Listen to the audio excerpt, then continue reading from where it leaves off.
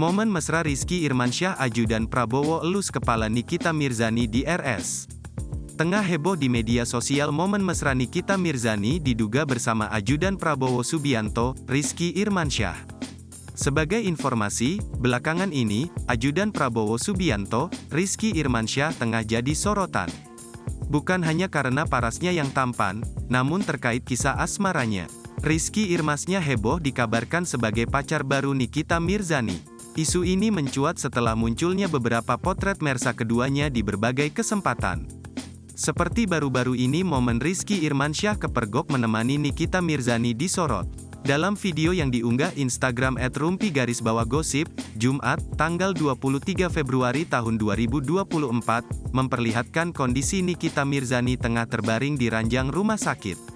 Nikita Mirzani tampak dipasang selang di bagian hidungnya. Hal yang menjadi sorotan saat keberadaan diduga Rizky Irmansyah menamai Nikita Mirzani. Bahkan terlihat tatapan Nikita diperlihatkan ketika Rizky mengelus-elus rambutnya. Selain itu, Nikita Mirzani pernah membagikan momen jalan bareng bersama seorang balita perempuan yang disebut-sebut keponakan Rizky Irmansyah. Anak bungsu Nikita pun sudah akrab dengan keponakan Rizky. Meski begitu, belum ada pernyataan resmi keduanya telah menjalin kasih.